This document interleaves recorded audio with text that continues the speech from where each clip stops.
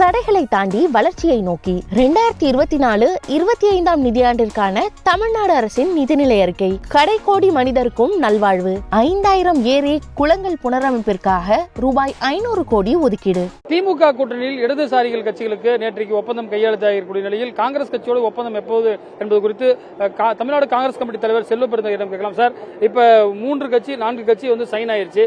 நீங்க எப்ப சைன் பண்ண போறீங்க? கார்கே வரப்போறாரா இல்ல எப்படி சார் சைன் இருக்க போகுது? கார்கேஜி இதுக்கு வரமாட்டாரு. அவர் தமிழ்நாடு காங்கிரஸ் கமிட்டியுடைய நிர்வாகிகளை சந்திக்க வருகிறார், வாக்காளர்களை சந்திக்க வருகிறார், பிரச்சாரத்துக்கு வரப்போகிறார். ஒரு மிகப்பெரிய பிரம்மாண்டமான மாநாடு நடத்த இருக்கிறோம். கூட்டணி எங்களுடைய திராவிட முன்னேற்ற கழகம் காங்கிரசுடைய கூட்டணி மிகவும் வலிமையாக உள்ள கூட்டணி. ஒரு 4 தேர்தல்களை வெற்றி கூட்டணியாக இது வெற்றி பெற்று வந்திருக்கிறது. அதே போன்று இந்த தேர்தலிலும் வெற்றி வாகையை சூட இருக்கிறோம் நாங்கள். ஆக பேச்சுவார்த்தை சுமூகமாக இருக்கிறது. ஒரு பிணக்கும் இல்லை, ஒரு பிரச்சனையும் இல்லை. வெகு விரைவில் ஒப்பந்தத்தில் கையெழுத்திடுவோம். கடந்த மாதம் வந்து பாத்தீங்கன்னா தேசிய அளவில் தலைவர்கள்லாம் வந்திருந்தாங்க. சல்மான் குர்ஷித் உள்ளிட்டோர்லாம் வந்தாங்க. அதுக்கப்புறமா வந்து ஒரு நீண்ட இடைவெளி இருப்பதா சொல்லப்படுகிறது. நீங்க கூட கெஞ்ச மாட்டோம் அப்படின்னு சொல்லியிருக்கீங்க. நேற்றைக்கு கூட்டணிக்காக நாங்க கெஞ்ச மாட்டோம் அப்படின்னு. நான் கெஞ்ச மாட்டோம்லாம் சொல்லல, தவறான செய்தி. கெஞ்சுவதற்கு நான் வாய்ப்பு இருக்கு. நாங்க ஒரு கட்சி, தேசிய கட்சி, அவங்க ஒரு மாநில கட்சி.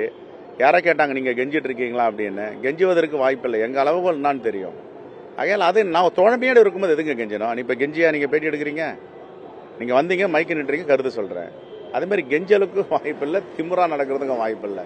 சுமூகமாக இருக்கும். நாங்கள் மற்றொரு கருத்து சொல்லப்படுகிறது. கமல் வந்து உங்கள் கோட்டாவில், அதாவது காங்கிரஸ் கொடுக்கக்கூடிய கோட்டாவில் கமல் வர போறாரு. அந்த 9 சீட்டு கொடுத்து அதில் கமல் நிற்க போறாருன்னு சொல்கிறாங்க. அதை பற்றி உங்ககிட்ட கமல் பேசிட்டு இருக்காரு சார். எம்என்எம் இது நீங்கள் சொல்கிறதுலாம் ஆதாரபூர்வமான செய்தி இல்லை. இது வரைக்கும் எங்ககிட்ட யாரும் அது மாதிரி ஒரு ஒப்பந்தம் இருக்குது, இந்த ஒப்பந்தத்தில் நம்ம இருக்க போறோம் அப்படின்லாம் சொல்லலை. அது மாதிரி வரட்டும், வரும்போது நான் பத்திரிகையாளரை கூப்பிட்டு சொல்றேன். கமலஹாசன் அவர்களுக்கும் ராகுல் காந்தி அவர்களுக்கும் நல்ல ஒரு நட்பு இருக்கு. ஏன்னா டெல்லியில் போய் ஒரு இன்டர்வியூலாம் எடுத்தாங்க. அவர் வந்து சவுத் இந்தியா ஃபுல்லும் அவரை பயன்படுத்திக்கிறது காங்கிரஸ் தயாரா இருக்குன்னு சொல்லப்படுகிறது சார். அவர் வந்து காங்கிரஸ் குடும்பம் தானே கமலஹாசன் அவர்கள். அவருடைய தந்தை சீனிவாச ஐயங்கார் காங்கிரஸ் பேரியக்கத்தின் மிகப்பெரிய தலைவர்.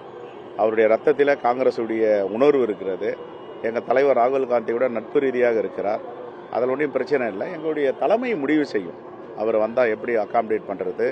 இந்த தமிழ்நாட்டில் திராவிட முன்னேற்ற கழக தலைவர் தான் கூட்டணியுடைய தலைவர் தமிழ்நாட்டை பொறுத்தவரை. அதனால் எல்லோரும் சேர்ந்து முடிவு செய்வாங்க. அடுத்த கட்ட பேச்சுவார்த்தை திமுகவோட எப்போ சார் நம்ம திருப்பி பிளான் பண்ணியிருக்கோம்? பேசிகிட்டே தான் இருக்கோம். இப்போ கூட பேசணும்.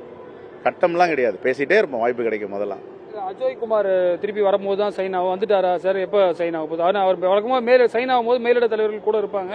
அவர் வந்திருக்காரா எப்படி சார்? அவர் வரும் நிகழ்ச்சி முடிவு செய்யவில்லை. வரும்போது நான் கண்டிப்பா பத்திரிகையாளருக்கு, புதிய தலைமுறைக்கு முக்கியமா சொல்றேன். 7 இடங்களா இல்ல 8 இடங்களான்ற ஒரு எதிர்பார்ப்பு எங்களுக்கு தெரியல. தெரியாத இலக்கெல்லாம் சொல்றீங்களா நீங்களே? கற்பனை. புதுச்சேரி உறுதியாயிடுச்சு சார்.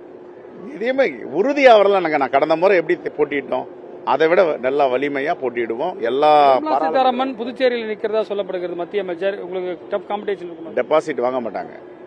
டெபாசிட் தைரியம் தான் தமிழ்நாட்டில் வந்து நிக்க சொல்லுங்க, புதுச்சேரியில் நிக்க சொல்லுங்க. டெபாசிட் வாங்குவதற்கு வாய்ப்பு இல்லை. எல்லாம் வாய்ச்சவடால் தான். 27,000 கோடி தமிழ்நாடு அரசு கேட்டது. வந்து பார்த்தாங்க, அங்கே ஒரு சேதாரமும் இல்லையா? தூத்துக்குடி மாவட்டம் வந்து பெருவெள்ளத்தில் சிக்கி தவிக்கலையா? அடைவிடாத மழையில் தவிக்கலையா? அந்த மக்கள்லாம் எப்படி இருந்தாங்க? அவங்களுடைய பரிதாப நிலையெல்லாம் பார்த்து கருணை இல்லாமல் இது வரைக்கும் ஒரு நையா பைசா கொடுக்கல. அவங்க வந்து நிற்க முடியுமா தமிழ்நாட்டின் புதுச்சேரியிலையா? மக்கள்லாம் அதெல்லாம் வேடிக்கை பார்ப்பாங்களா? கருணை இல்லாத, இரக்கம் இல்லாத நிதி அமைச்சர். பல்வேறு விஷயங்கள் குறித்து விரிவாக பேசியிருக்க புதிய தலைமுறைக்காக ஒளிப்பதிவாளர் மதுவுடன் ரமேஷ்.